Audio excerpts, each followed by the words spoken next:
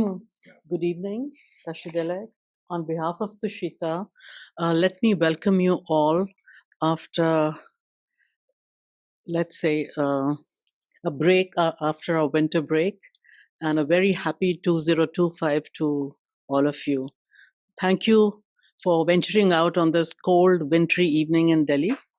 And we are very fortunate and privileged that Venerable Geshe Dorji Damdul has very graciously agreed to give us the teaching in our winter semester, I'll call it. So we are always very grateful to Geshe for being so kind to us and always accepting our invitation. Geshe, as you know, is a very sought after teacher, and I think we are very, very lucky to have Geshe in Delhi at Tibet House, because we always rush to Geshe whenever we are in trouble. So Geshe is also, I would say, not only a very good teacher, but I think he's also a therapist for many people in Delhi. So slowly, we have been discovering Geshe-la's, qualities. But now for a formal introduction, Geshe-la. Venerable Geshe Dorji Damdul is currently the director of Tibet House, New Delhi, the cultural center of His Holiness the Dalai Lama. While being assigned with this responsibility, he also gives regular lectures and teachings, including giving philosophy classes at Tibet House, besides in many other Dharma centers. He travels widely within India and abroad to teach Buddhist philosophy, psychology, logic, and practice. He has also worked on several books as assigned by the Office of His Holiness the Dalai Lama. The book entitled Ethics for a New Millennium Part 2 and the book series Art of Happiness were jointly written by His Holiness the Dalai Lama and Geshe. Geshe has written a number of papers for national and international conferences on topics such as the paradox of the brain and mind and ultimate reality according to Arya Nagarjuna. He is currently working on 2 books, namely Journey into the Paradox of Brain and Mind and What Constitutes the Ultimate Reality, the Effects of Understanding the Ultimate Reality. Today, Geshe is going to throw light on the benefits of the awakening mind and how we can cultivate it. Geshe will, I'm sure, not only enlighten us on the principle, but the practice part as well. So Geshe, I request you to please give us the teaching today. Thank you.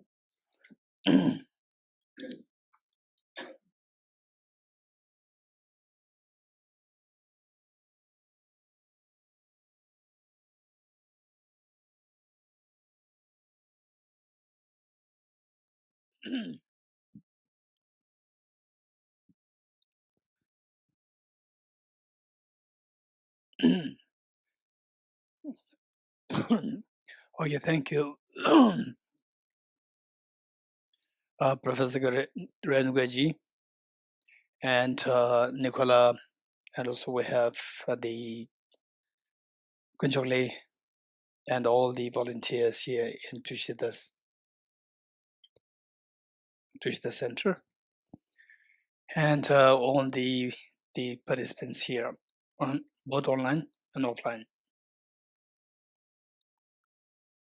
Unlike the regular classes, today is going to be more precisely on the benefits of the practice of compassion and how to cultivate this. And of course, it's at the same that Professor Renugaji asked me if I can also shed light or say bring some light with respect to the practice. To be very honest, It's not that, I'm very highly enlightened master, nothing. So it's all a matter of a practice. You learn how to practice bodhicitta, the awakening mind, compassion. I learned this, and we all keep practicing it. And then it's a matter of, say, the time and the what is known as the proficiency or efficiency of your practice, how keen you are, and what kind of the methods, what kind of the rationality that we adopt, what kind of the sources that we adopt. For example, like the one that you find from Adi Nagarjuna's treatises, and also from Bodhisattva Shantideva's text, and Acharya Chandragirti's text, and so forth. And then today we have a living example, the son of the full awakened one, the sun who illuminates the illuminates and dispels the darkness of the whole world. His Holiness the Dalai Lama is with us. So it's a matter of, it's not that there is somebody there who is enlightened with the techniques of the practice of compassion and so forth. It's just a matter of we learn this and practice it in our own way. That at the same time, we can't expect that we practice it for like 1 year, then you can feel the bodhicitta rising. This will not happen like this. It is a multifaceted aspect and multifaceted practice, which requires various elements to be included in it to feel the effect of this, and that too, there's the time factor involved. So having said this, let me first begin with, so here we see the Buddha Maitreya, image of Buddha Maitreya here, and of course, no doubt, the Professor Rinpoche has been extremely dynamic in ways to invite His Holiness the Dalai Lama to Delhi to give the number of teachings all these many years. And here in this center where I'm at the moment, Lama Sopa Rinpoche, the late Judge Lama Sopa Rinpoche, he also paid visit, blessed the whole place, gave teachings and so forth. So from this point of view, this center, Tushita Center, Delhi, is a very important place for people to seek some mental peace. And in fact, Tibet House in Delhi, Tibet House Delhi, and Tushita Center here in Delhi. So the two are like brothers sisters in ways that whenever there's something happening in Tibet House there, and people want to do some regular meditation and so forth, then we recommend Tushita Center there, because there is always some programs running here for anybody who likes to join meditation. And then people from here, if they don't know what Tibet House is like, then they were sent to Tibet House. So this is where the two institutions work in a joint fashion. So with this in mind, first let me recite the verse, given that most of my talks, they're more like academic. And then, of course, during the questions session, then the people are invited to ask questions. Otherwise, usually it turns out to be more academic. So I feel more comfortable speaking from here in such centers where I can freely talk, not only academic, but also some personal sharings. Because in the Tibet House, this is more a very formal setting where His Holiness has a very clear instruction that it should not be a like spiritual place. It should not be like a religious place. It should be academic. It should be an information, say the imparting institution, learning center. So, given that this instruction is Holiness, so in many ways, I say my personal sharings, they may not happen, but here in the Lama centers like Tushita in Delhi, Tushita in Dharamsala, Jayapal, and so forth, then there's a little more, the elements of my personal sharings also can happen more freely. So having said this, I recite this verse of invoking the blessings of Buddhist Bodhisattvas, and let us also feel that today we're going to learn something.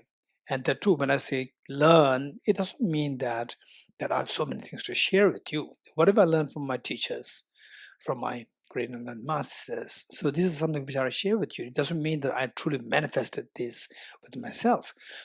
But of course, I'm somebody who personally truly admires what compassion is, what Buddhism is. I truly admire. It's not just like academic.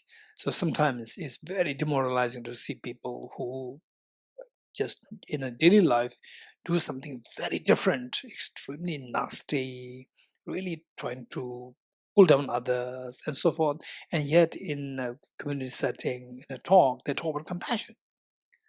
And that's quite ironical. So to what extent my, say, the experience of empty the word compassion, Bodhicitta is, that's a different story. I don't claim at all, even close there, but I truly admire, appreciate in my real life what compassion is. Whenever I see somebody who is compassionate and who is keen, even though may not be too compassionate, but then keen to cultivate these qualities, that is somebody who I truly admire. So this is the background from where I'm grown from. So having said this, let us invoke the epitome of compassion, His Holiness the Dalai Lama, the Buddha Shakyamuni, and all the enlightened masters from the Theravada tradition, from the Chinese Buddhist tradition, from the Tibetan Buddhist traditions, within Tibetan Sakya, Kagyu, Nyingma, Gilo, all these great masters. Let us invoke them. And that we be blessed to first of all learn, contemplate, and meditate on these precious teachings, precious the methods embodied by the great teachers like His Holiness. So, with this mind, they are okay. So, for the offline participants, we have the screen sharing here, and for the online also, you have screen sharing. So that way, we'll recite this together. So while we recite this, keep in mind that there are so many of you. I see many familiar faces. For you, this is not going to be is quite common thing which you've been hearing from me all the time. But for those who are listening to me for the first time, when you recite these verses, there are two ways of doing this. The first, where the words flow, that's it. And the second one is where the words flow and the meaning is reflected. Number two. And the third one, words flow, meanings reflected, and experiences invoked. So the third one is the best, but at least for a majority of us, we can at least do the second one, where the meanings are reflected. Sorry, words flow and the meanings reflected. If which we can do, but if we fail to do that, this is a great loss for us.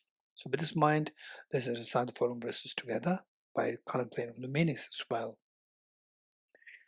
Enthused by great compassion, you taught immaculate Dharma to dispel all perverted views. To you, the Buddha Gautama, I pay homage. Enthused by great compassion, you taught immaculate Dharma to dispel all perverted views. To you, the Buddha Gautama, I pay homage. Enthused by great compassion, you taught immaculate Dharma to dispel all perverted views. To you, the Buddha Gautama, I pay homage. Sanje choda soge chonam lo chanchu pardo dane gyabsu che dage jinso kebe sonam ki chola penjir sanje chubare shu sanje choda soge chonam lo chanchu pardo dane gyabsu che dage jinso kebe sonam ki chola benjira sanje chubare shu sanje choda soge chonamna chancho bardo dane gyabso che dage jinso kebe sonamgi chola benjira sanje chubare shu. I go for refuge and turn my light into the Buddha, the Dharma, and the Sangha. By my accumulations for practice of giving and so forth, may I become a Buddha to benefit all sentient beings. I go for refuge and turn my light into the Buddha, the Dharma, and the Sangha. By my accumulations for practice of giving and so forth, may I become a Buddha to benefit all sentient beings. I go for refuge and turn my light into the Buddha, the Dharma, and the Sangha. By my accumulations for practice of giving and so forth, may I become a Buddha to benefit all sentient beings. In dependent origination, there is no ceasing, no arising, no annihilation, no permanence, no coming, no going, no separateness, no sameness. I prostrate to the consummate Buddha, the supreme among all teachers, the one who taught this peace which is free of elaborations. I prostrate to the mothers of the hearers, the bodhisattvas and the Buddhas, which through the knowledge of all lead here seeking pacification and complete peace, which through knowledge of past causes of helping humanity to achieve the aims of the world, and through the possession of which helps subdue and expound varieties of teachings. The one who has transformed into the reliable guide, motivated by altruism to benefit sentient beings, the teacher, Sugata and protector, to you amid prostrations. The one who has eliminated the web of conceptualizations and is endowed with the divine bodies of the vast and profound, who eternally shines for the forever noble light rays, to you the Buddha make prostrations. Inspired by wisdom and compassion, today in the Buddha's presence, I generate the mind of full awakening for the benefit of all sentient beings. And let us recite this mantra, Yadharma mantra. Let's recite this. This is an extremely precious mantra. And if you can learn how to recite this and recite it on a daily basis by contemplating meanings, we will leave a special imprint on the mind. In fact, for the Buddha, I would say that of all the teachings, the teachings Buddha gave, teaching means guidance the Buddha gave, they should be somehow, grounded on the basic principle as indicated in this mantra, where the confidence and cause and effect relationship, where they say, for the virtues as a cause, happiness will follow, and the miseries which we shun necessarily to be preceded by the non-virtuous, the causes, and where we don't want the miseries, we want to stop the tears of samsara. Yes, of course, for the young ones, like this young boy,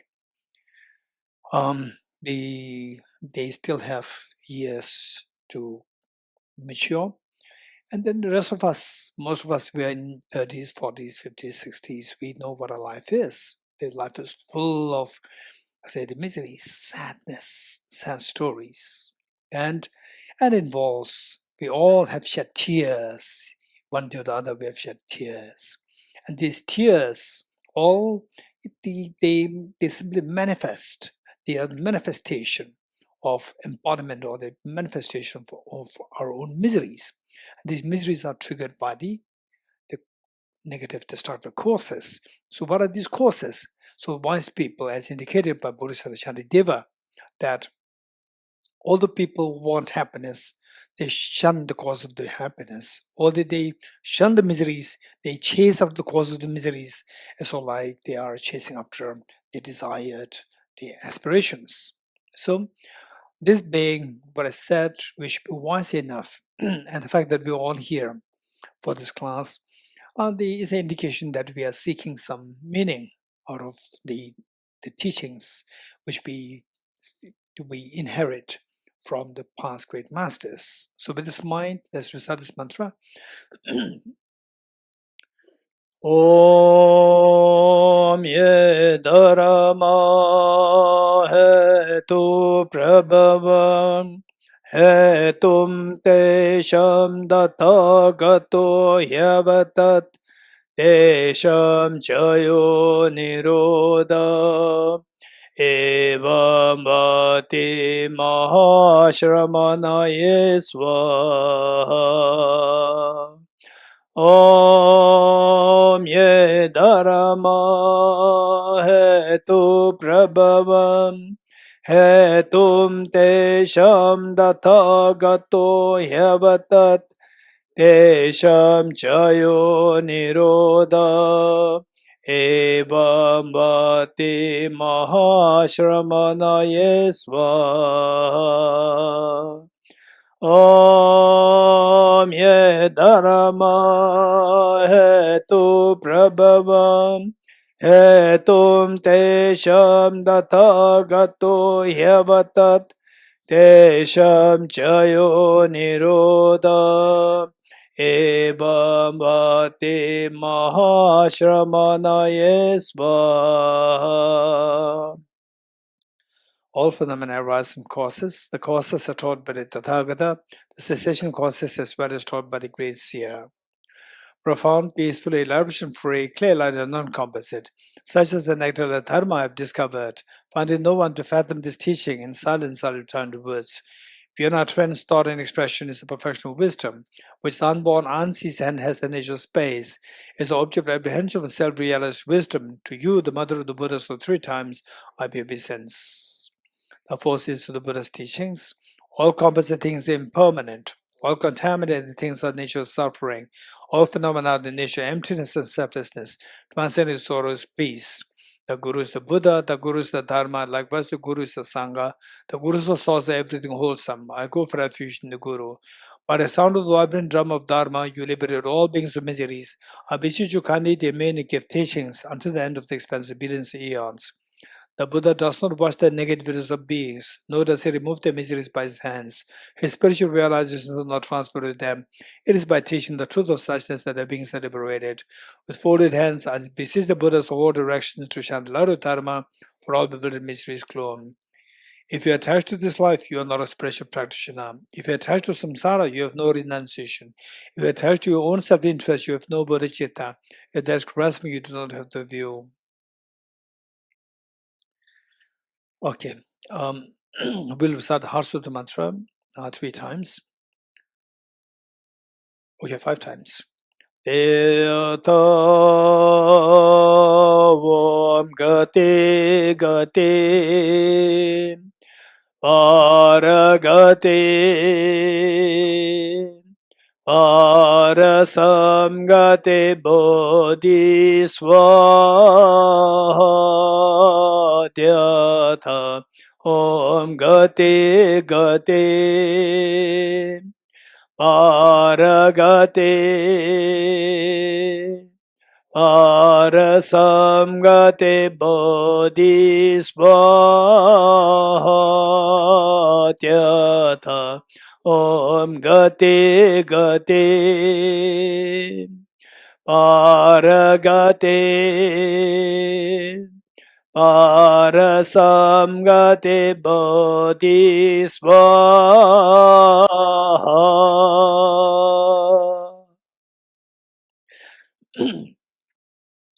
Okay. Today, given that we don't have much time, I'm going to just jump into the main topic.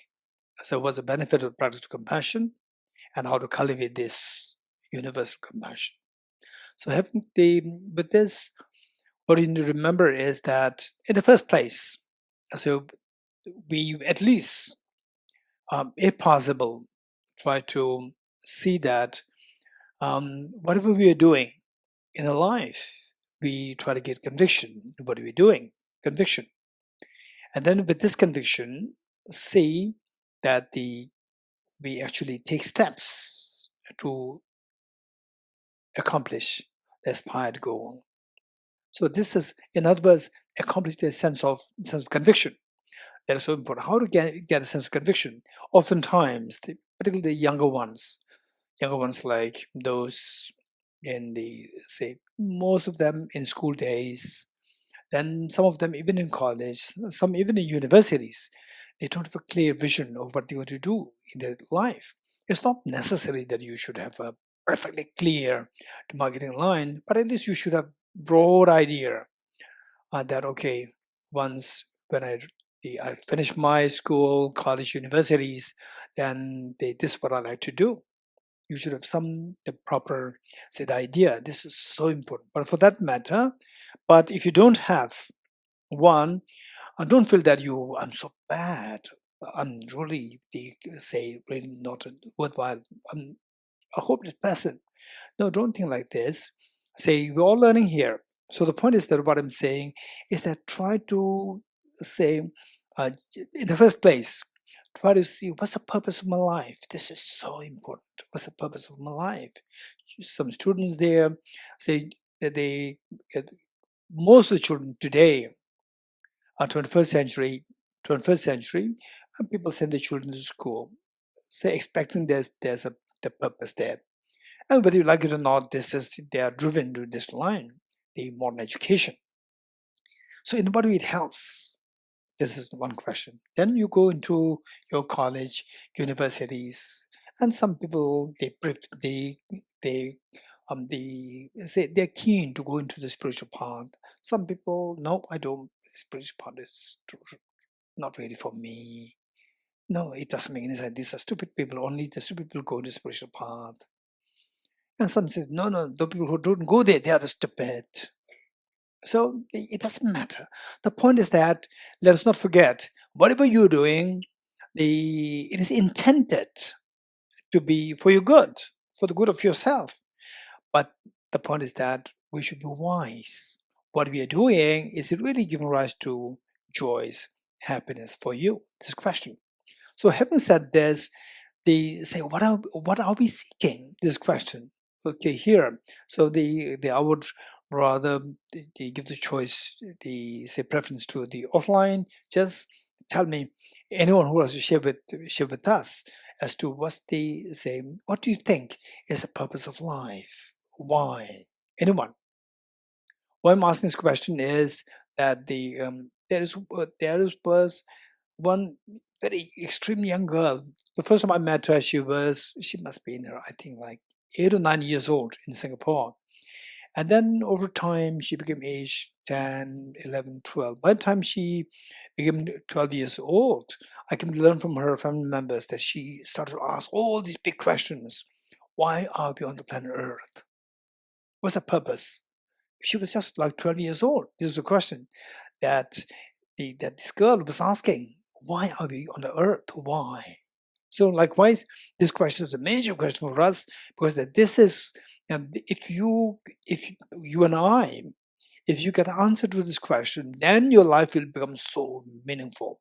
So with this, I'd like to invite your thoughts offline. Anyone who likes to give you thoughts?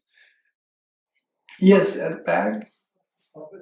Okay, quick, just the mic, so the online participants can also hear you. Yes. Purpose of life is to be happy and spread happiness. To be happy and to spread happiness. Perfect, very good. Anyone else? Just speak your mind. The girl over there. Just speak your mind. Speak your mind. Yes. I think it's to find meaning. What's the meaning of life? That's what we're trying to do. How old are you, if I may ask? 32. 32. So for the last 32 years, you're struggling. You have not found the meaning. Not yet. Okay. So another 32 years.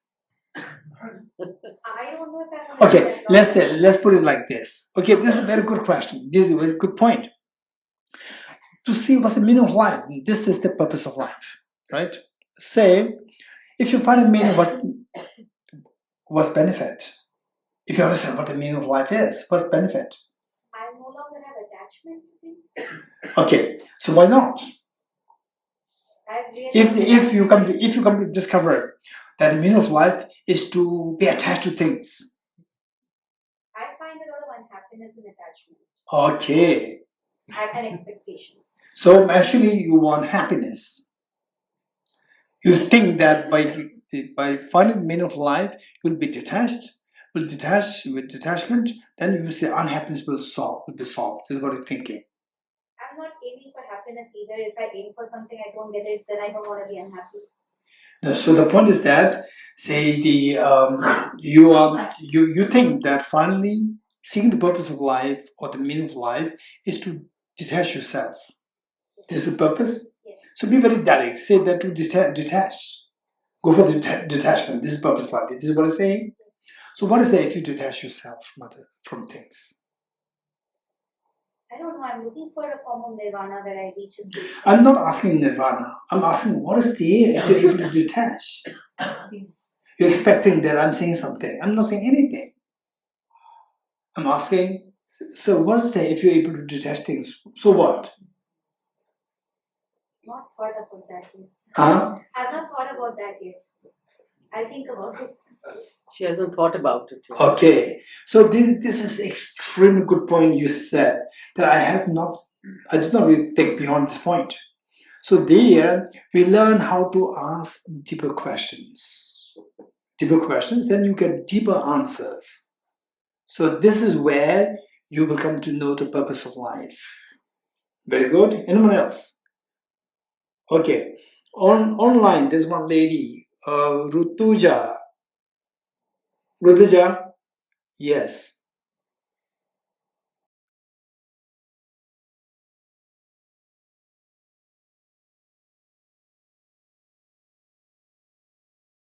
Rutuja? Yes. I mean, I also used to search, and one of like few years back, a teacher of mine scolded, and he's like, "You have a lot of ego. This is your ego talking. You're not here for a special purpose. You're not that special to have something assigned to you. You just live." And yeah, so I just like follow, like I believe that that is true, and I just like, but I do feel lost without that. Okay, so when you say something, somebody's telling that is your ego talking, you just lead your life as it is, right? Don't be too egoistic to find a meaning. Okay, so what I would say, this is a very serious matter which Ruduja brought up. This is so, we each one of us, we are bound to meet with different kind of people. Some will encourage you, inspire you, encourage you, and others will demotivate you, kill your motivation. So what I would suggest, all of us, you, me, each one of us here, offline, online, all of us, we make sure that, keep in mind that the world is not the same. Usually what I say, tell the youngsters, when they go out into the world, they meet with different people, they are shocked. They expect all the people around them to be like their parents. I said, no, the world is not your parents. Your parents are only father and mother. And beyond this, the moment you go out, don't expect that the world is for you. So the world can be very, very nasty at times, but the world is not dark completely. So what I'm saying, we are bound to meet with different people. And if ever somebody tells you that it is your ego talking, you just observe. Don't say yes, don't say no. Just observe. If you're truly seeking for a purpose of life, right, then you are bound to meet with other people also. Other people who inspire you, other people who encourage you. So going in direction with which of the two kinds of people, you get a greater ease of mind. That is the correct path for you. So let's not forget this. This is a very important point which you brought up. And in fact, when you meet with the wrong people who demotivate you, right, you have the full right to be happy. You have the full right to chase your dream. And nobody can demotivate you. Even if somebody demotivates you, believe in your potential. Everybody has the potential to get what you're seeking. Everybody has the potential. Okay, so having said this, anyone here, online, offline, any question? Particularly Aditya. All the philosophies, Hindu philosophy and Buddhist philosophy I've read. My question is not what you read. I'm asking, what is your point of view? What's the purpose of your life? What I've learned is over my past 25 years is the purpose of life is to seek for liberation. To seek liberation. Okay. So when I say don't speak what you've learned, speak what you feel.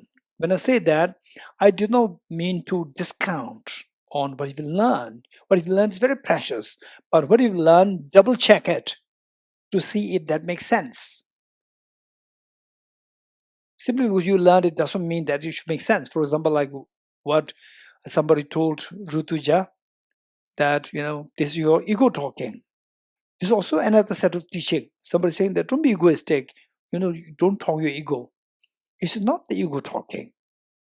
It's actually so precious that somebody is asking, what's the purpose of my life? It's so precious. It's not ego. So what I'm saying is that simply because somebody says doesn't mean that you have to take it seriously. So in other words, what I'm saying is that with respect to what you've learned, learn, but don't be quick in accepting, don't be quick in rejecting. Don't reject easily, don't quit easily. Just learn and see, evaluate that to see if it makes sense. If it does make sense, adopt it. If it doesn't make sense, you're 100% sure it's wrong, discard it. As simple as that. It's very important. So for which we require the intelligence. Okay, having said this, to plunge directly into the point, is that so finally the purpose of life. How many of you agree with me that, okay, I came to this talk. I came to this talk. Okay, who's going to speak? Dorji Damdul, right? Okay, let me see what he's talking. Does it make sense of what he's talking? Some people may come with this. Some people said, oh, I heard something good about him. I'll go to there. Oh, no. Let me see, some people who are very talkative. So let's see, what he has to say. So people come with different mindsets. So with this, the point is that it doesn't matter. It doesn't matter. So say some people, the mere thought of being judgmental. So what is like, right? What is like in order to judge. There, the person feels happy to judge on others. Some people, no, I shouldn't judge him, right? So I should, if I want to listen to him, go very sincere mind. Because to be judgmental, I don't feel happy. I should not be judgmental. That makes me happy. So some people think that by learning, coming to these talks, they feel happy. Some people think that by not going to these talks, they make them happy. So people have different thoughts. So in short, we all aspire some degree of happiness, whatever you may call it, sense of fulfillment, sense of ease, sense of gratification, satisfaction, or joy, happiness, whatever label that you may give. This is what we are seeking. And on the other hand, we want to get away from miseries, get away from complications. How many agree with me in a sense? Okay, this is very important. So recently, what was that? Which university, which college was that recently? The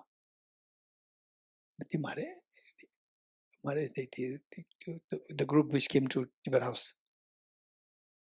Professor Jeff. Okay, so there's a group of the students, I think masters, who are doing masters from some foreign countries. They came to Tibet House, and then I asked this question to them, and about what they think is the purpose of life. They gave different answers. And then I asked the second question, why do you think that is the purpose of life? Then they said that I get happiness. In fact, the word that they use is that it makes me feel good. This is the word that they used. So this is what we share, one thing in common. All of us, we share that in common. We all want to feel good.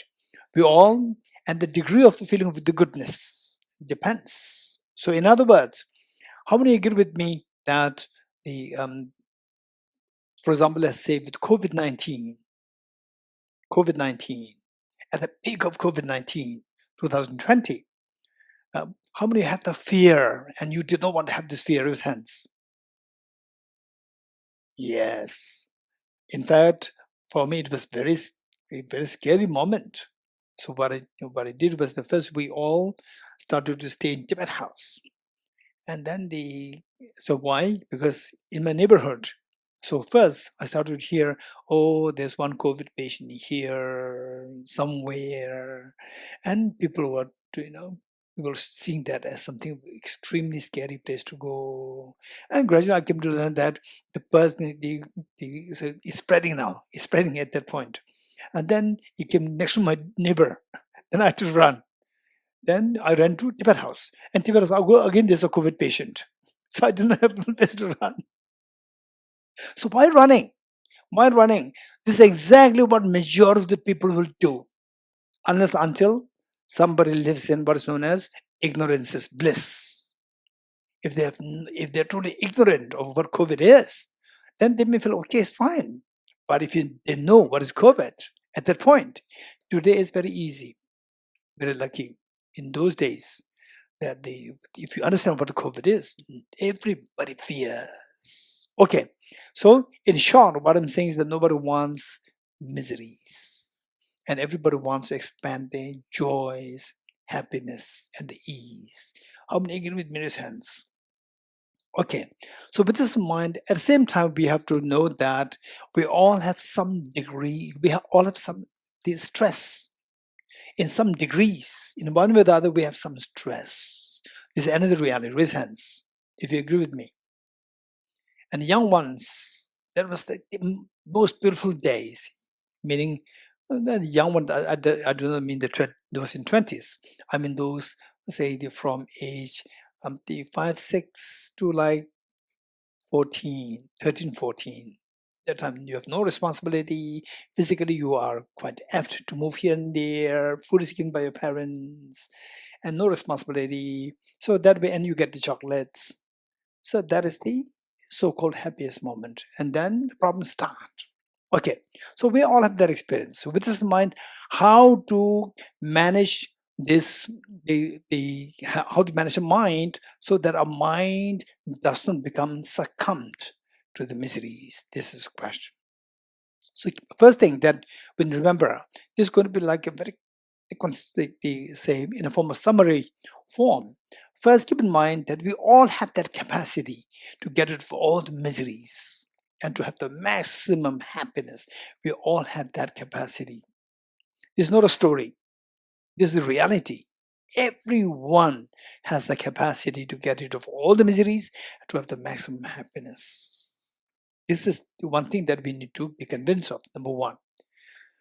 Number two, what I'm already now 56, and some of you are in your 20s, 30s, 40s. But that's how I've never seen that I have the maximum potential for zero miseries and maximum happiness. I've never seen that. Yes, because we are looking for the happiness outside. We're looking for the happiness outside. Or we're looking for the ways means to get rid of the miseries from outside.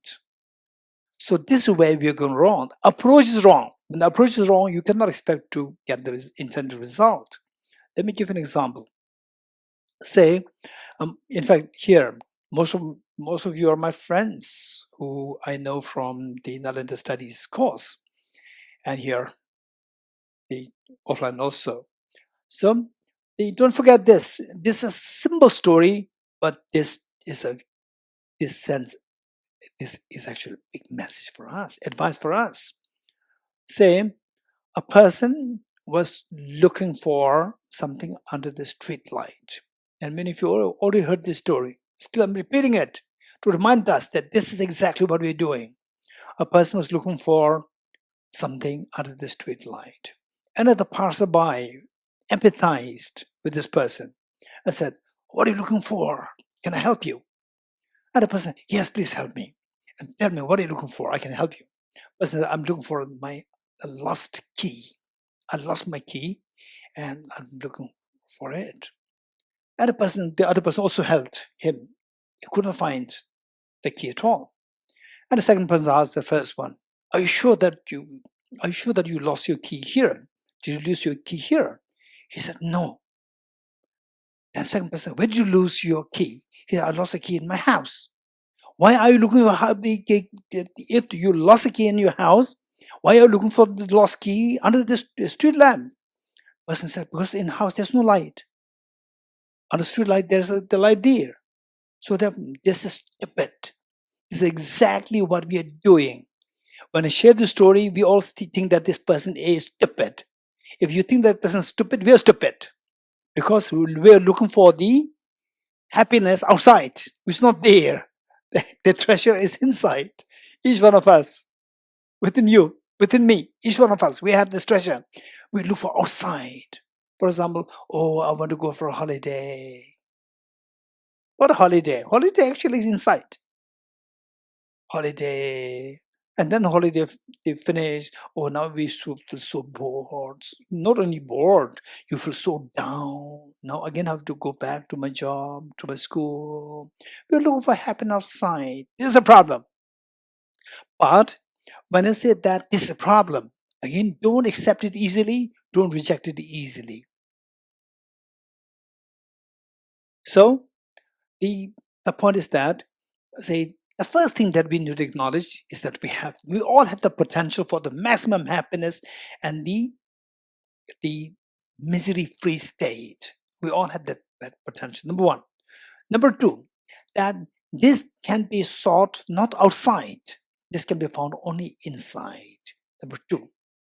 Number three, how? It doesn't mean that external factors are not important. For example, here in Delhi, I put on the inside, the warm sweater. This is external. Why am I putting the sweater to protect from the heat, the misery of feeling cold? Is internal? No. Internal, external, both are there. Long term, the state of misery free. Long-term infinite happiness is all inside. Short-term, till we get that state, we should take care of external factors. Don't forget it. So with this in mind, the next point that we need to remember is that the happiness that we're seeking and the zero misery, stress-free, zero misery that we're seeking is all inside. This is what we need to remember. So the approach should be to look inwardly. How to look inwardly? So for this, we see is a mental state. Is a mental state. For example, recently, somebody told me that the Tibetan boys and girls who came from Tibet, they couldn't meet their parents for 7 years, 10 years, and so it must be so painful. I said that, of course, it's painful, but the Tibetans, particularly Tibetans who came from Tibet, sense of resilience is extremely strong. The degree of the tolerance, degree of the resilience is so high. For the Tibetans who did not meet their parents for like 16 years, the pain that they feel is not higher than the people who have the easy access to the parents, not meeting the parents for 6 months. So for some, they not meeting with the parents for 6 months, the pain is so acute. And the Tibetan boys and girls who didn't meet their parents for 16 years, the pain, if they compare the pain of the Tibetan boys and girls missing the parents, the pain must be less in comparison with those people who have easy access to the parents, not meeting parents for 6 months. So the resilience. So finally, you are at ease, not ease, is a matter of your own mind, mental state. This is another point that we need to remember. If you're convinced with this, okay, fine, it's my mind which decides. For example, say, to give you some examples, say when we eat food, I give one example to some of my friends. When I eat food, say, the first bowl of the Tibetan soup, we call it tukpa. The first bowl, particularly in winter, is very good. The first bowl, I make it deliberately, I make it very delicious. I make it deliberately, make it very delicious. I just add as many spices to make it delicious. Second helping, I deliberately make it not delicious. Second helping, because it should be the other way around. First helping, you're already hungry, so any food is very delicious. You don't make it tasty. Second one, you're half already full, so now the food, you'll not feel the food so delicious. So to make it delicious, you have to add spices. So I do the opposite, to challenge my mind. So that's how to train to build your resilience, power of the resilience. So in short, what I'm saying, that the peace that you want to feel, the joy they want to feel, the misery that you want to get rid of, this all related to your mental state, mind. This mind must be given the power. If you can give the power fully to the mind, no matter what external factors, your mind is totally freed of all the miseries. You will stop the tears of samsara. All tears will be gone, stop. When I was younger, and this is actually shared by many people, it's not only me. Say when I was younger, say I was aged like 13, 14, 15, then I had my father. I lost my mother when I was just 5 years old. And my father, I was so attached to my father. And I was like 12, 13, I was just wondering, okay, I was calculating. Oh, by the time I finish my school, my father will be 60 years old. Then he may die. These worry me so much. So painful. So after many years of having encountered with the Buddha's teachings of all compensating impermanence, so on, we see the richest of people, they die. The most powerful people, they die. And the most healthy, beautiful, handsome, they die. Everybody's to die.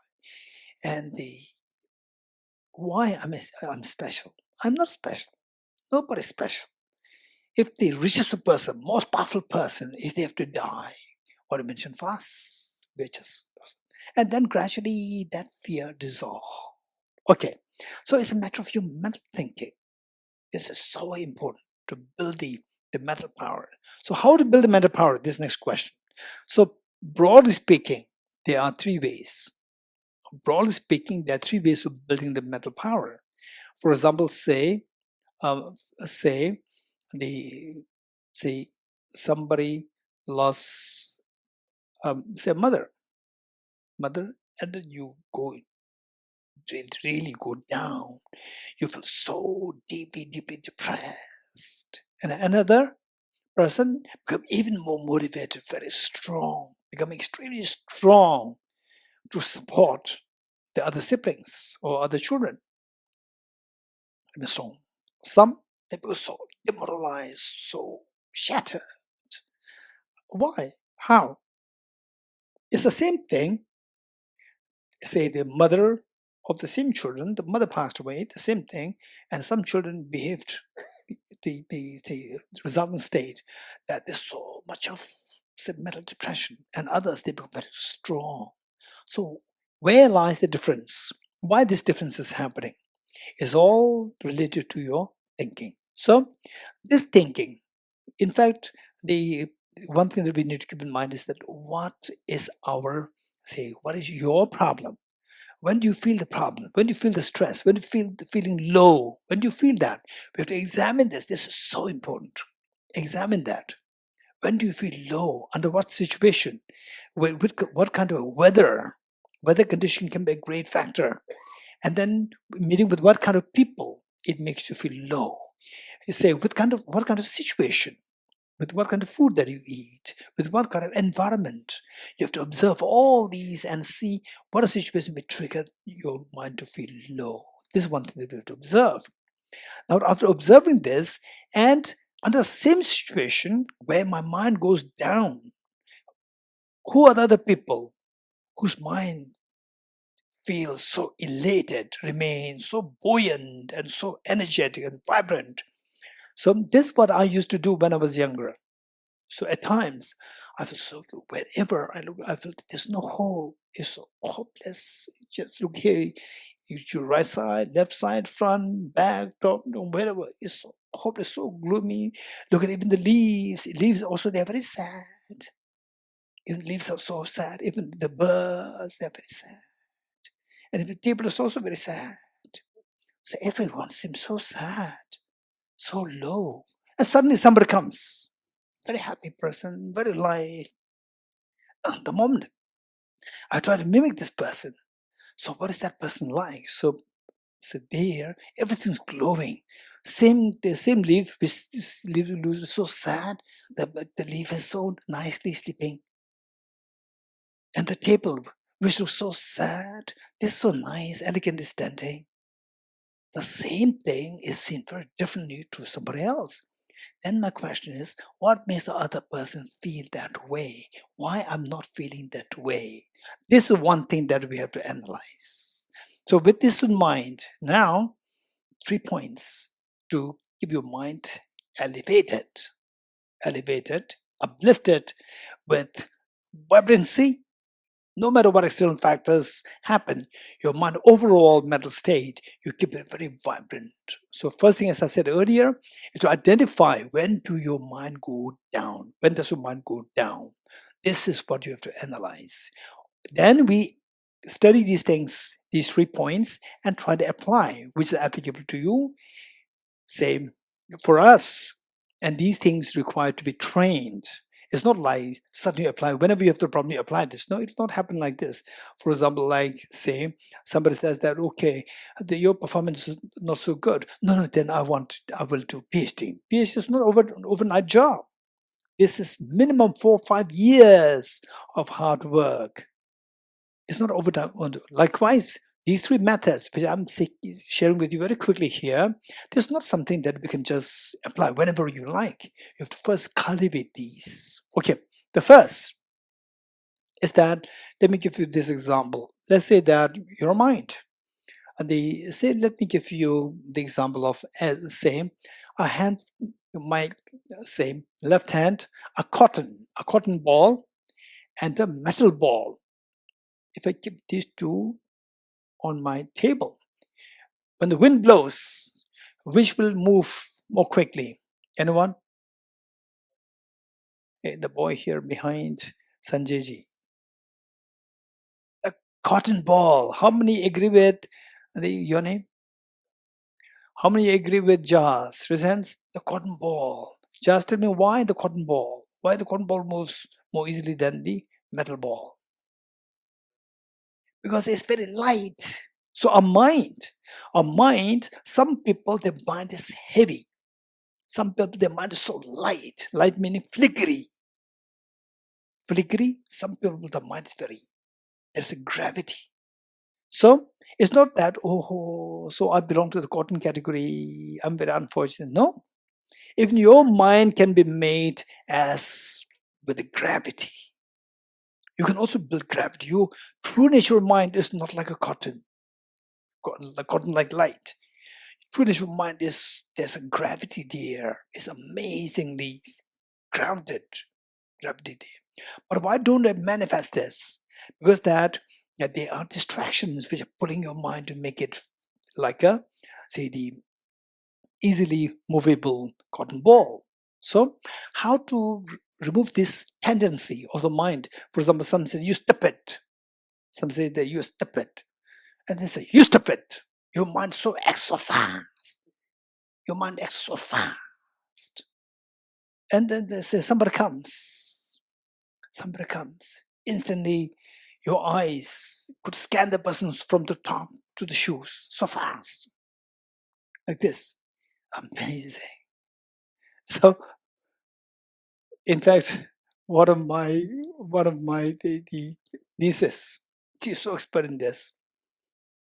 She's so when I send a photograph, some my photos, she would scan it and tell me that the uncle, you have this shoe.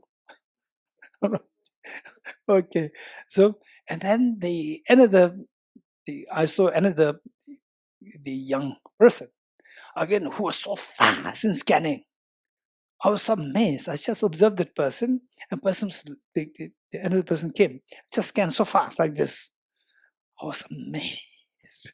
Okay, so the point is that this is our tense of mind.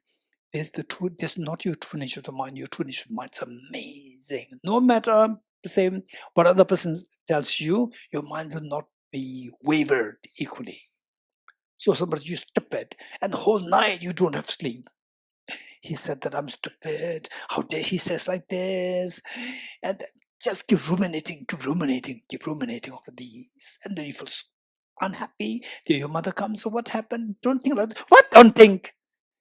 What don't think? He said like this. If it happens to you, then how will you respond it? You're making yourself unhappy, you're making your mother unhappy, you're making everybody unhappy. And then as you go out and the dog passes by, and when you even scold the dog, right? Everywhere you're just spreading. Because that your mind is not stable. How do you make the mind stable where you're not affected? This is small child's acquisition. So what? It's amazing. I give you, these are things that we need to observe and learn. I learned this remedy from a conference where there was one great Sri Lankan scholar, a world-renowned Sri Lankan scholar. And after his presentation, two young scholars, two very young scholars, they attacked him, insulted him so badly. And then during the question and answer session, they insulted him. And then he has to respond, and then the conference finishes. So I thought that now it was his turn to respond. And he can easily counterattack. They will not get a chance to attack him back. But he said, you are right, and he left like this. I was so amazed. Wow, that's amazing. So after conference, I went to him and asked him, you tackled this situation so well, amazing. And you didn't, I thought that you were going to attack, you were going to do a counterattack. He said, no, it's just waste of your time. He said, this conference by no means will be responsible in resolving the UN resolutions. There's no purpose. Whatever you do is just waste of your time, waste of your energy. So better say, yes, you are right, finish, full stop. I was amazed. So this means that his mind is so full of gravity, grounded there. So the first thing is to build the gravity to your mind. How to do that? Learn single-pointed meditation. This is something which you have to learn on a daily basis. This is very important, number one. Number one. Anything like breathing meditation. Today, there are so many centers, Vipassana meditation centers. Go to these retreat centers, 10-day program, but be very careful to make sure that you say somebody who has already experienced and who's senior or good meditation, they should evaluate if you are capable of doing that or not capable. Some people, they talk nice things about this, but then some people have very serious negative consequences because they're not ready for that. So what I'm saying is that this is one thing that we can do. Number one, to build your single point of meditation. This will help you to, even if somebody accuses you for no reasons, your mind will not really fluctuate so easily. Number one. Number two, that say, the number two is that say, what is your impression? If a child comes and randomly sketches something on the wall, what do you think? You like it or you don't like it? You don't like it. If just did it when he was 2 years old? Huh? I'm asking just mother. Just mother said that, no, I don't like somebody sketching my wall. Right? What about your son when he was 2 years old, sketching the wall? You like it or you don't like it? And she remained quiet. And I'll tell you why later. Okay, anyone else? You like it or you don't like it? You don't like it? Raise your hands. Somebody coming to sketch my wall randomly with a color pencil. I don't like it. Okay. So these are could you observe and then see what's what's the psychology behind that, and then try to learn it. Okay. So there, one time a couple invited me for lunch, and I reached there. The first sight of the house inside, the wall was so badly sketched by sketch pencils. And mentally, no, I have not seen such thing in the house. And you're going there as a guest. And I felt, oh no, so dear, it's disorganized. And I didn't say anything. I sat there. And the mother comes. And says, Geshe, this is a painting of my 2 children. There's so much pride in this mother, which nobody likes it. But in the eyes of mother, it's so beautiful. Why? She's not disturbed. We are disturbed. She's not disturbed. We are disturbed. Disturbance is mental uneasiness. And disturbance, prolonged, extended period of disturbance, and this is depression. And the intense disturbance is anxiety. We don't want that. Why this mother's not having and we are having this? Why? Anyone? Yes. Acceptance. Why the mother gets acceptance? Because mother's love. How many agree with me? Raise hands. How many agree with Professor Venerable Geshe and your name? Sureshji. So how many agree with Professor Venerable Geshe and Sureshji that is acceptance which comes from the love of the mother towards the child? Raise hands. Very good. So this is affection. So benefit of the bodhicitta, benefit of compassion is that your acceptance will come. There's no resilience. There's no resistance come in your mind. There's so much acceptance coming, and you feel the beauty in things. So this is because of love and affection. So second practice is practice of the love and universal love and affection, where if you love your child, the dirty wall made by the child through the sketch, that seems so beautiful because you love the child. And if you love everyone, if you love all the sentient beings, anything, any gesture of the other person, you will see that it's so beautiful. So nothing will disturb your mind. And even your child is naughty, your child is, this is amazing. Look at this, the power of the practice of compassion. So how the mother, so for this, the best example, role model is the mothers.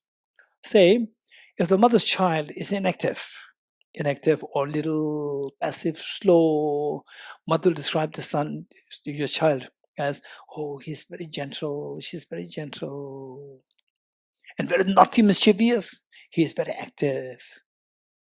But what the mother describes as gentle, somebody else will describe it as a passive and slow child. What a mother describes as very active, the others will describe that as a naughty and mischievous child.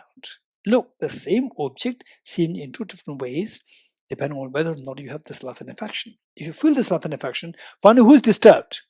The person who sees you as the naughty person, or the person who sees you as a, say, active person. Who feels a disturbance? The person who sees you as a naughty person. Why the one is seeing you as a naughty person, the other is seeing you as an active person? Because whether or not a person feels love towards you. If you feel the love towards others, you will not feel this disturbance at all. So your mental disturbances calm down. And the other part of the disturbance, observed disturbance, is the mental ease. Your ease expands. It's amazing. It's amazing. Number 2. Number 3. How many of you have the experience of prank? Somebody playing prank on you. Presents? Okay, offline, online? Yes. Okay. Pallavi, would you mind sharing with us what is meant of prank? What is meant by prank?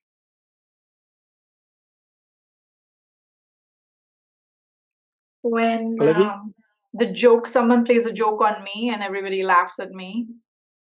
Okay. Anyone else? Ghost prank? Anyone? Ghost prank. Here? Offline? Anyone? Ghost prank. Huh? No? Anyone? Sanjay ji?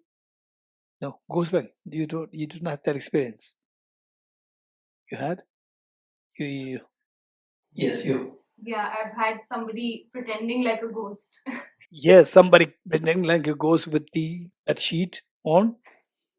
And then, in fact, I remember I must be in class 7, age maybe 13 or 14. I don't know too well.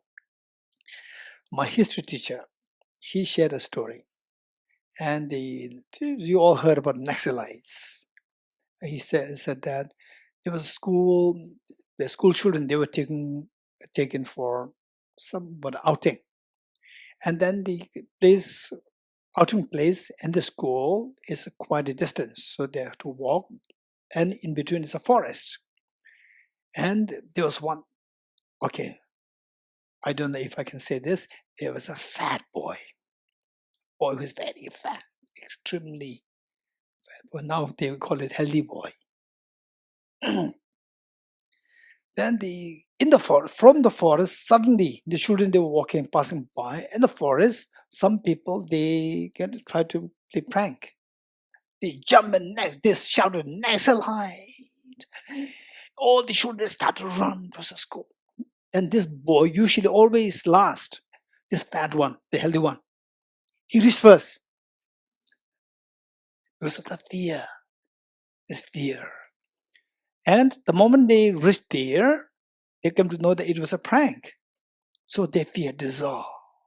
How many agree with me? Raise your hands. Good. Now tell me, why when they reach the destination, the school, their fear dissolved? Why? Why the fear dissolved when they reach the destination? Anyone? Why? Quick. Anyone? Offline, online? Offline? Because of security and safety. Okay.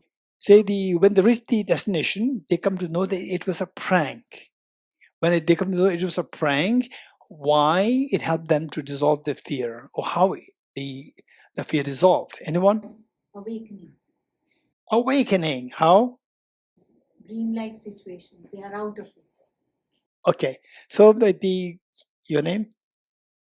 What Shilpi is saying is that because a person came to know the reality, that it was a prank. It's not the real Naxalites. It was just a prank. It's not real. But in the forest, while they were in the forest, they were running with fear. Why?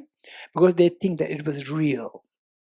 Thinking that what is a prank is real, this is ignorance or wisdom. Is ignorance. And the outcome of the ignorance is the fear. The moment we reach the school, come to know it was a prank. So to see the prank as empty of being a prank, empty of being real, the prank as empty of being real, when they see the reality, the fear dissolves. So seeing the prank as empty of being real is ignorance or wisdom. There's wisdom. So what's the outcome of this wisdom? The fear dissolves. So number 3 is the purely cognitive aspect. To cognitively, you discern the reality. To know the reality as it is, your fear dissolves. Number first one is by building the gravity of your mind. Gravity of your mind, then your mind becomes so stable, nobody can move you. Say, you feel so hurt, dejected, and so forth. It's because your mind feels the effect. But when you learn how to sit for single point meditation, your mind will not be moved easily. It gains gravity. It's not really easily movable by other forces inside. So whatever. Number 2 is compassion. With compassion, whatever otherwise seen as extremely nasty, bad, and so forth, in your eyes is so beautiful and acceptable, and your mind will not be disturbed. Then number 3 is waking up from the sleep of ignorance. So this will help us to see the reality, thereby getting the wisdom. Once you get the wisdom, your fears dissolve. These are 3 main techniques. So with this mind, so since that we are now reaching the time to close the session, I'm going to quickly share with you about the compassion part. How to build this compassion. So just keep in mind, of course, there are 2 techniques given there in the Narendra tradition. One is known as the 7-fold cause-effect relationship to generate bodhicitta, ultimate bodhicitta, and the other is to the practice of the method of equalizing the exchange of self for others, the 2 methods there. And the summary of the 2 methods, the summation of 2 methods, and I would highly, highly, highly recommend all of us to learn these 2 methods and then practice. And I personally, to be very honest, since I was like 21, now I'm already 56, now going to 57. So since like 21, I've been practicing these 2 methods. I'm trying my best to go into this practice. Okay, to what extent I succeed, that's a different story. If you say that, oh, you're a bodhisattva, it's not true. And oh, all these many years you become bodhisattva, still doesn't matter. I benefit a lot out of the practice. I benefit a lot. Unnecessary stress. Many of them unnecessary. It doesn't mean that I don't have stress. I do still have stress. But unnecessary stress, they all go away. Because to see that, say, when your compassion grows, it doesn't mean that my compassion is amazing. No. But somebody who's hopelessly nasty 20 years ago, 25 years ago, 30 years ago. So now it's a little better. All because of this practice. So you also, if you practice it, you'll feel it. We never know that you may generate bodhicitta before I do. Before I, who practice all these last 30 years. And you may practice for like the next 5 years, 10 years, and you generate bodhicitta first. You become bodhisattva before I become bodhisattva. So what I'm saying is that it's very possible for anybody. So the point is the practice. So the summary of these is that saying the true nature, when you're a little bit selfish, we're being a little lazy, we're being judgmental, or we're sad. So wherever that is happening, the 2 things are actually ingredients are required for us to feel low, sad, angry. There are 2 factors required. One is cognitively self-grasping ignorance. Cognitively. You view things as objectively. This one mistake. Number 2, selfishness. These 2 things.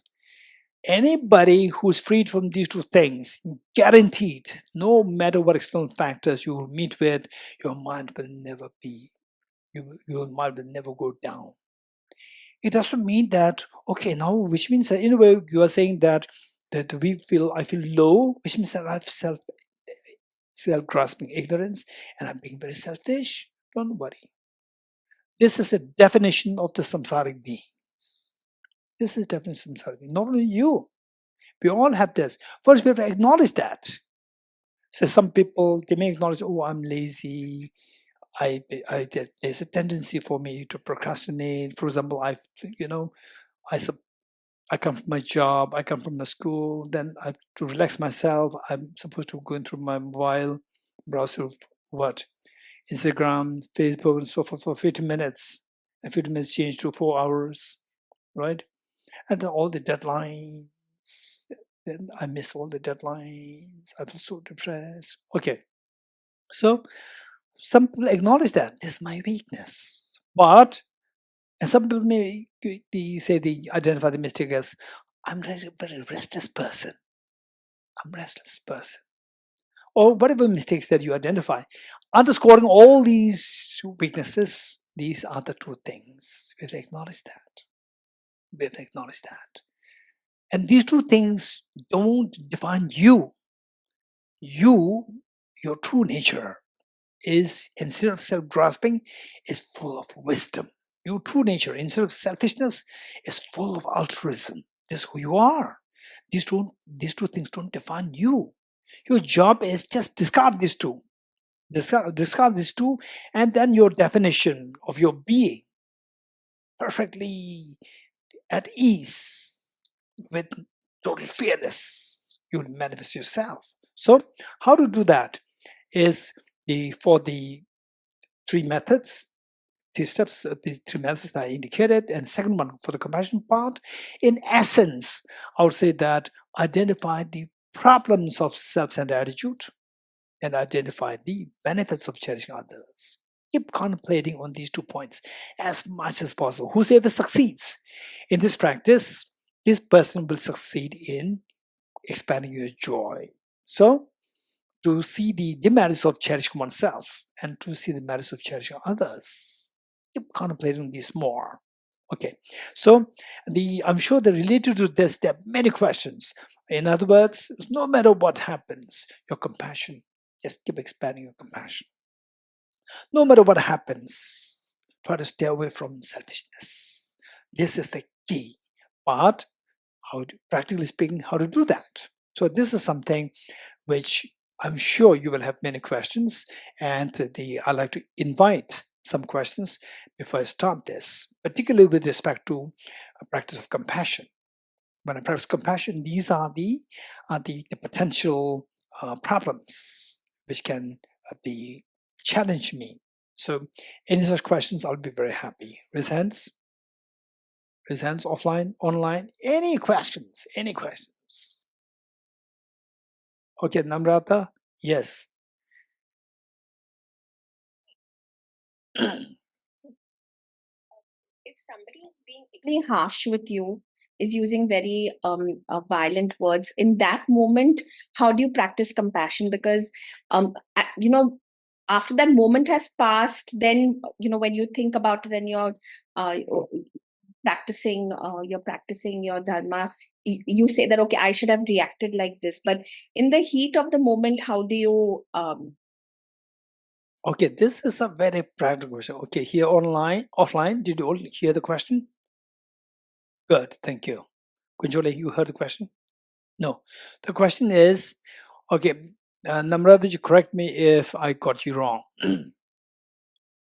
The question is that, say you heard about the practice of compassion, but in real life, you meet with some who are very nasty and who use extremely harsh words against you. So, at the peak of this event of somebody being nasty and using harsh words, how would you react? How would you react? So, this is a very serious question. So, yes, these are things that we can meet with, not necessarily often, but we do meet with these situations. What should we do? Okay, there are two things. One is immediate measure. Number two is long-term measure. Always keep these two things in mind. One is immediate measure, and the other one is long-term measure. Long-term measure is that, okay, this situation where somebody shouts at me, somebody uses harsh words against me, particularly in front of many people. This can happen anytime to anybody. How many agree with me? Raise hands. It may not happen too frequently, but it can happen anytime to anybody. Okay. So then, if that's the case, how should I be reacting? How should I be responding? For example, the question which Namrata is asking now, she's not at the rage of the state, but she's preparing. So this is exactly what we need to think of. This is known as the long-term solution and the short-term immediate measure. So immediate measure, if it does happen, so what do? Best thing is, don't put petrol on the fire to extinguish the fire. Don't put petrol to extinguish, intended to extinguish the fire. Don't put petrol. It will flare up the fire even more. So at that moment, if somebody is being unjustly shouting at you and so forth, the best thing is don't shout back. If you shout back, it's like putting petrol. You shouting is supposed to make the other person listen to you. Instead of the person listening to you, it will aggravate the situation. And people around you, they are not stupid. If it is not your mistake, people around you, they are not stupid. They are watching you. So if you don't respond very negatively, but it doesn't mean that you should be submissive. No, don't be submissive. Remain very quiet, very self-confident, maintain some confidence, and don't express anger on your face. Try to keep calm. Bodhisattva Shantideva in his book, we must keep this book as a lifelong guide. The book is a guide to the Bodhisattva's way of life. A guide to the Bodhisattva's way of life. This book, we must keep that as a lifelong guide.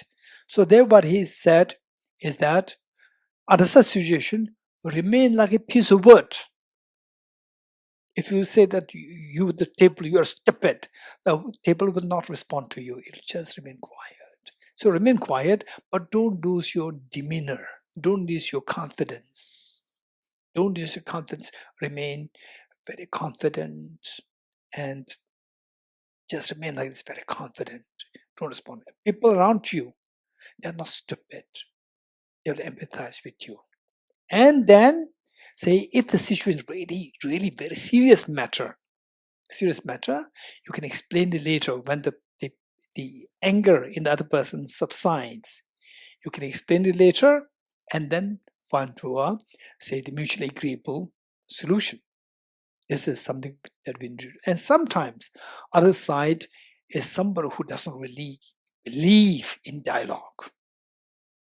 When that happens, the best thing is, why this person is doing like this is because of two thoughts in the person's mind. The person thinks that you're weak, number one. And the person thinks that you're stupid. If I say something, he or she will not answer what I'm saying. And if I am being a little aggressive, the person will shrink. This is what the person is thinking. So you have to send a message back to the person that I'm not stupid, I'm not weak. So how not weak is, first, how not stupid is keep a little distance from the person. Keep a little distance from the person. No need to show anger. Keep a little distance. Distance means I know what you're trying to do to me. Then to send a message, I'm not weak. And when you meet the person, don't show anger. Don't show anger. Just be very normal. And if you say hello, if the person responds, positively, good. If not, your job is done. From next time when you meet the person, just look at the person's face very normally, not with the anger, aggressive face. No, very normal face, and just pass. Again, keep a distance. Only strong people can do that. Weak people cannot do that. Weak people, the moment you see somebody who is narcissistic, you instantly the expression will come on your face. This is a sign of your weakness. Even only the strong people can do that without losing the sense of the irritation, without giving into the irritation. Irritation disturbs you, not the other person. So therefore, these are things that we need to remember. Okay, next question. Offline. Yes.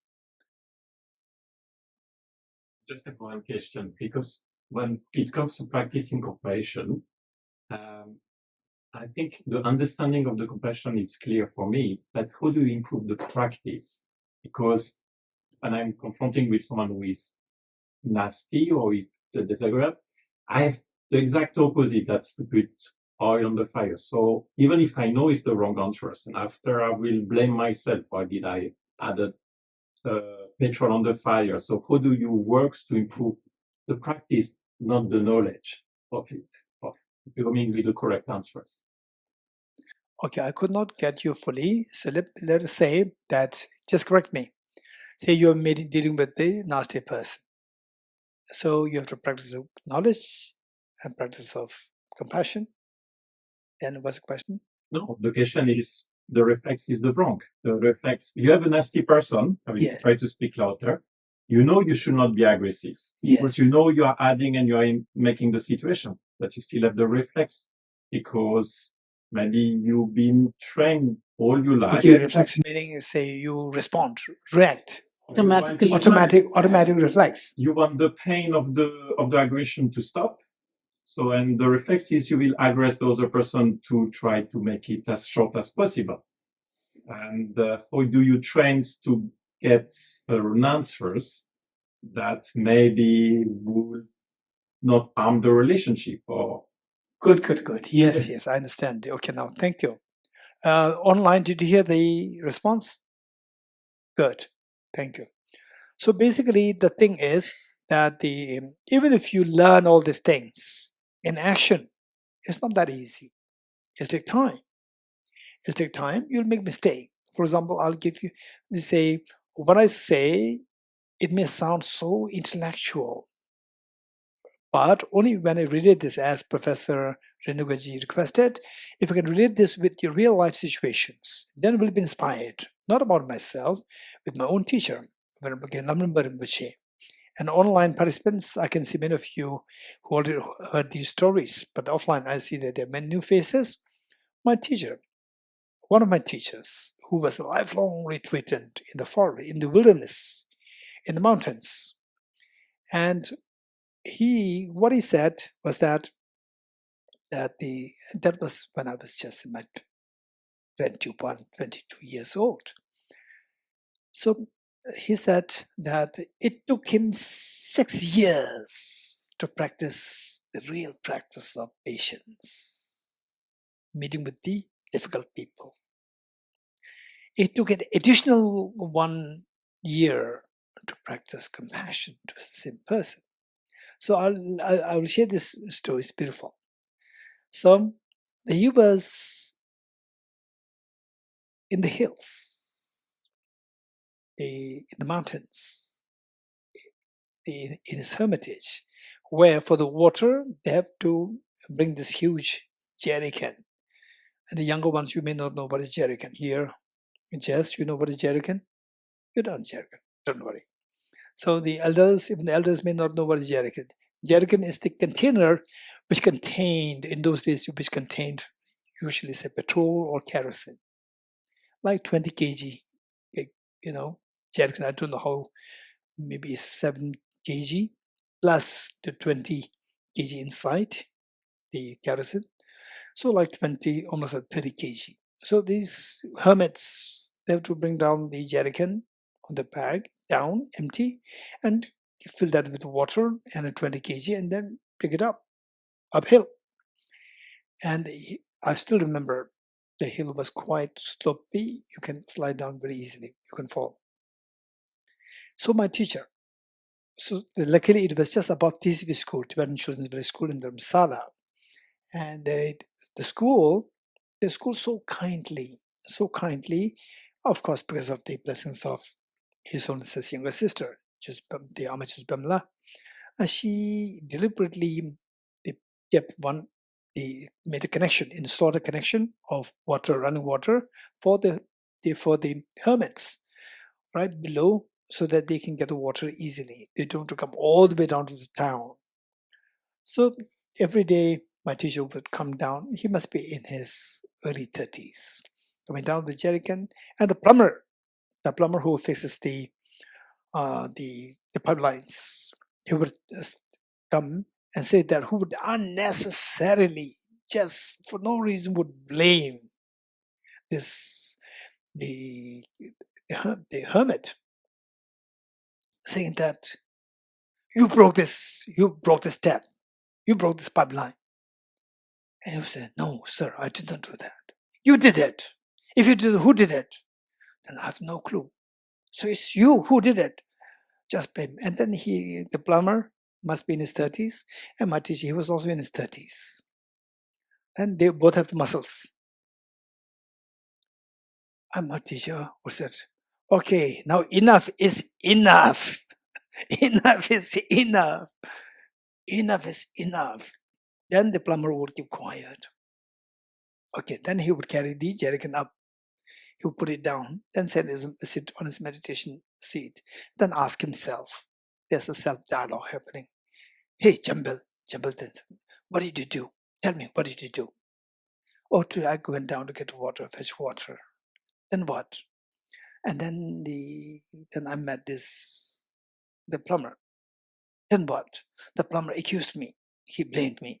And he was just being abusive. Then what do you do? No, I'm being very patient. I just practice patience. Then what? Then he said more. Then what did you do? Then I said, enough is enough. Right? Then he was, what? Jambal, you are a meditator. And he did not claim to be a meditator. And you claim to be a meditator. And is this your color? Is this how a meditator is doing? If he claims a meditator and he fights you, yes, it's a mistake. But he did not claim to be a meditator. But you claim to be a meditator. You left behind everything. You come here to practice. But now you did the opposite. Shame on you. And and he was saying, yes. What? Yes. Yeah. So tomorrow, I promise, I'll not show any anger. Tomorrow, no matter, let him kill me. Still, I practice patience. So next day, again, he will go down. Again, the plumber comes. Hey, the same guy. You broke the tap. You break the pipeline. Sir, I did not. Yes, you did it. And you the people who are just hopeless people. You don't want to work, so therefore you go into the mountains. You don't want to work. You don't want to go to homeless. You just like rabbits, you sit like this. What are you doing? And you think that you're actually like a rabbit. And they said, no, I shouldn't. I made the promise last night. I will not. And then, no, sir, I did. What? No, sir, you did it. You have to pay for this. Where can the meditators, where will they get money? They don't have any money. You have to pay. You broke it. Hey, enough is enough. Enough is enough. Hey, stop. You think you have a muscle? I also have muscle. Right? Enough is enough. But then he remained quiet, he left. Then fill the water, carry the jerrycan, put it down, sit down. Hey, Jambal, what did you do? Oh, I met the same person, very complicated. So what? I remember what I promised yesterday. Then what did he do? He was abusing more and more, and he is asking me to pay for this, which I cannot pay. Where will I get this? Then what did you do? I said, enough is enough. Then yesterday, let him kill me. He didn't kill you today, but still you lost your temper. Yes, that's true. What true? Shame on you. Yes. So you are supposed to be a meditator. You're a Dharma practitioner. Yes. What? Yes. No. So tomorrow I'll not do it. It took him 7 years. 6 years. 6 years. By the end of 6 years, then he abused him, whatever, no anger. Then at the end of the 6 years of this journey, then he kept on the jerrycan, sat down. Hey, Jambal, what did you do? So I succeeded. So he abused you? Yes, so badly. And what was your response? No anger at all. Any anger? No anger at all. Okay. Did you feel compassion towards him? Oh, that's a good question. Compassion didn't come to me. Oh, You have to practice. You came here to practice compassion. Okay. So from tomorrow. Then it took another 1 year for him to feel this compassion, more the compassion that he feels as the person abused him more, the more he felt compassion towards this person. So this is the practice. Yeah. Okay. Any more question? Very inspiring stories. Okay, over there. Mike. Okay, maybe the last question. Geshe, in that story, if you consider the wisdom aspect, like letting that person abuse you isn't like letting him make more bad karma and like actually harming that person instead of stopping in some way so that he does not make more bad karma. Your name? Ankit. Okay, Ankit is coming with a very interesting question. Okay, I really appreciate the question answer session. So the question which Ankit is brought up is that, is it not the case that if you let the other person abuse you, you are letting the other person accumulate negative karma? Okay, this is a good question. Okay, so there are two choices. One, you fight. He continues to, he abuses you even more. He accumulates negative karma. You also accumulate negative karma. And you show a very bad example of what the hermit should be like. Hermit should not be fighting, right? You are showing example the hermit should fight, right? So therefore, you are accumulating 3 negative karmas. Other person accumulating negative karma, he will not starve. You accumulating negative karma by fighting, and then you're setting a bad example. 3. So 1 is better than 3 with negativities. With the positivities, 3 is better than 1. So therefore, he did the best. Okay, so good. If there's any press question, I'll take one. Otherwise, we'll stop here. You have a question, Wangil? No? Why not? This boy is very good. Yes. Okay, one question from Professor Renugaji. When you know that somebody is trying to take undue advantage of you, it's not being very rational, or you know that the person is cheating you, is not being honest, then should one still be very generous and kind and compassionate? Okay. This is, again, a very serious question. If the other person is abusing you, being dishonest, not being honest, and you knowing that, you know that the person, this is who the other person is, still should you be generous, kind, and so forth? This is a good question. Okay, so these are the questions that we need to. In fact, I personally prefer question answer session. So here, this is very important. What I will say is that under such situation, there are 2 things. So with respect to the practice of compassion, for me, what is extremely useful is that first think of a mother and a child, mother-child relationship.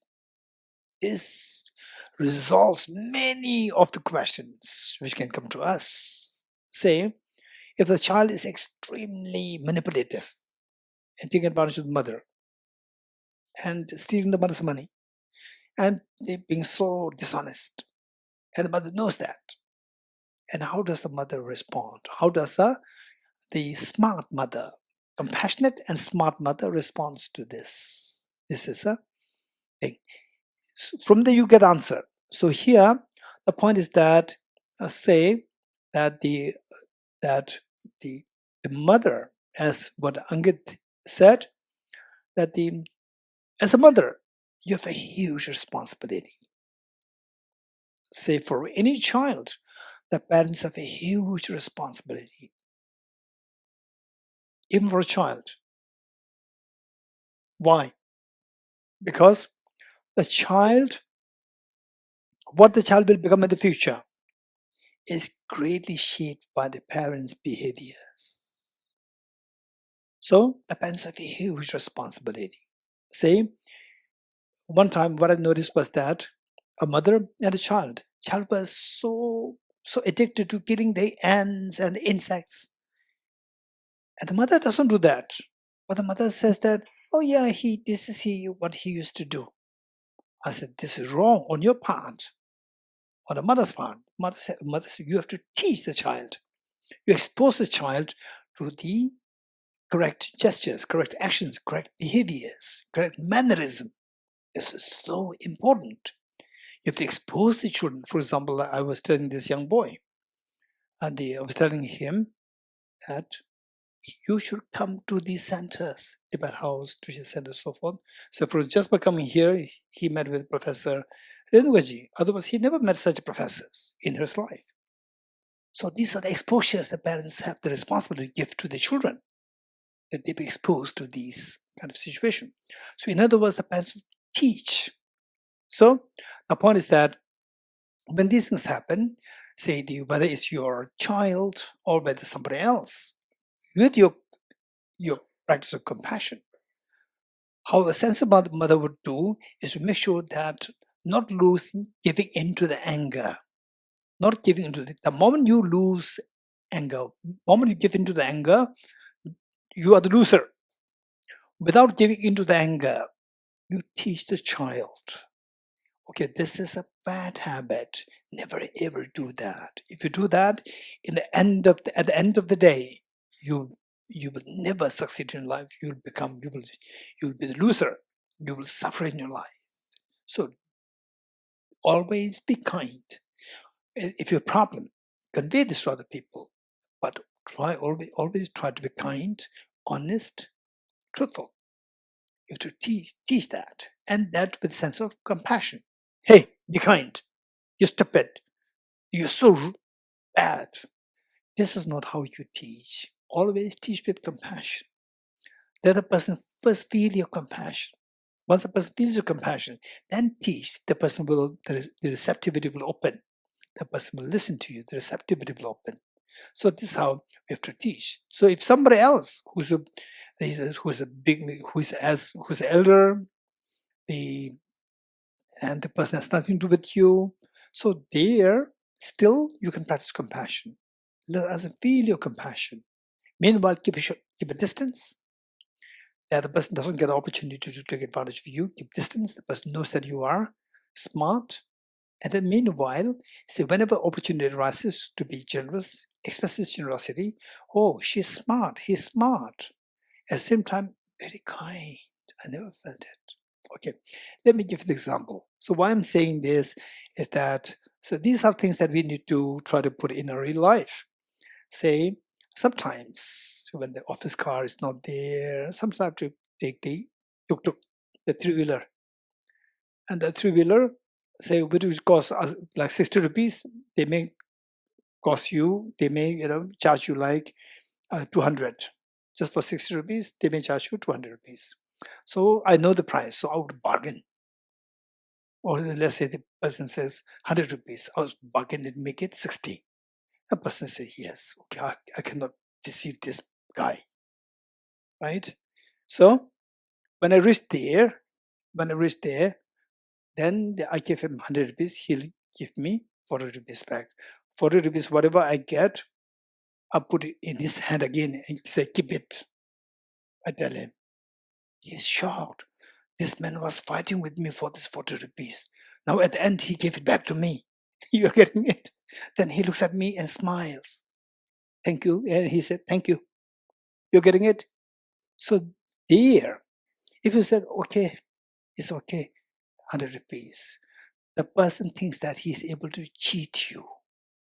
So you are not helping, you are harming, because you are in a way implanting a seed of his feeling being the winner or being able to cheat, succeed in cheating somebody. That bad imprint is planted in his mind because of you. Now you bargain and make it to the correct price, market price, 60 rupees. And so I could not deceive him. Not that I can deceive anybody. I cannot deceive anybody. That awareness comes. This is wisdom. Number 2, while he bargains to 60 rupees, finally, whatever remaining money, he gave it to my hand. It's all out of his compassion. If the person does not have compassion, the person will not give the 60 rupees, the 40 rupees extra to me. He will not give this money to me. It's compassion. So a person learns compassion. Person knows that not everybody I can cheat, number one. Number two, people have compassion. So he learns what compassion is. Then the person will, they look at the glow on his face. Just look at me like this. And with a smile says, thank you. He learns how to say thank you. He learns how to appreciate compassion. Seed of compassion is planted in the person's heart. Then the person will go home. At home, he will discuss with his wife and his children. Today I met a very strange person. The person bargained for 100 rupees, come down to 60 rupees. And finally, he gave the remaining 40 rupees in my hand. He said, this person is really compassionate.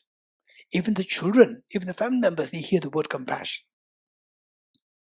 And they feel compassion. How they heard is very different. They hear this word compassion with a glow on somebody's face who they love so much, their father. So there's so much, this simple act of your skillful compassion, so many positive ripple effects can happen. So this is something which in the Mahayana teachings is known as the skillful compassion. Okay, we stop here. Thank you so much. All the participants, Professor Rinweji, thank you so much. And we have the Nicola, thank you so much. And Kunjole, and here Chavila, and here Apurva, who else? Sagarla, where's Sagarla? Okay, so all those volunteers here for Tushita Center and the offline, online participants, all, is a great joy for all of us. Let us feel that. Let's try to practice this to the best of our ability. The charity begins at home. So stop shouting at your mother. Stop shouting at your wife. Stop shouting at your husband. Stop shouting at your boyfriend. Stop shouting at your girlfriend. Stop shouting at your grandparents. Stop shouting at your children. Stop shouting at the juniors. And stop backbiting your seniors. Right? Okay. And the staff, yes. Okay, yeah. So let us dedicate the marriage that's gathered, that His Holiness the Dalai Lama, true source of joy and happiness on this earth, that he lives long and that his wishes fulfill spontaneously. There's also dedicated marriage that's gathered, that all these learning centers of the Theravada tradition, Chinese tradition, Tibetan tradition, and where they're very genuine, authentic Lama centers of the different traditions, Sakya, Kagyu, Nyingma, Gelug, they all thrive in the activity of study, reflection, and contemplation. And as many beings benefit from this teaching of the Buddha Shakyamuni, wherever the teaching spread. So with this mind, let us dedicate to the following dedication with the determination that with three main the aspirations. One, that the world be feeling a genuine peace, where the people are freed from stress, anxiety, miseries, and so forth. They feel the joy, and then the source of this joy, which is Buddha Dhamma, may thrive in every nook and corner of the whole universe. And that to make these two things happen, may each one of us become enlightened for the benefit of sentient beings. With this mind, let's recite the following verses together. I dedicate the merit thus gathered to the realization that is in the prayers of Buddhas and Bodhisattvas for 3 times, and to the beholding of the doctrine, scripture, and insight, and all lives through the force of this merit, never separated from the 4 wheels of the Mahayana vehicle, and accomplish all the stages of the path, renunciation, bodhicitta, perfect in the 2 stages. From our 2 collections, vast space that have amassed, from working with effort at this practice for a great length of time, may I become the shield-leading Buddha for all those whose minds wisdomized blinded by ignorance. Eyoto Om Gati Gati Paragati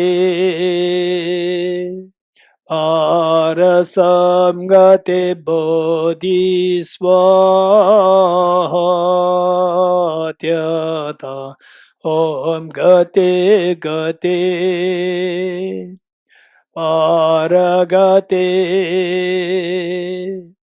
parasamgate bodhisvatyata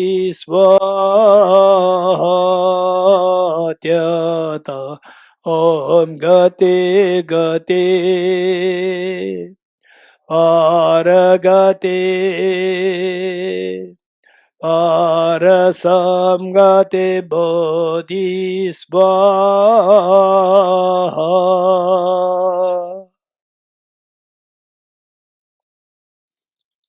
Thank you very much, Geshe-la. We are very grateful to you for your very lucid and simple explanation. Thank you very much, Geshe-la. We are very grateful to you for your such clear exposition on compassion and how we can cultivate it. It was a very, very lucid lecture. And we will wait for your next visit now. Thank you so much.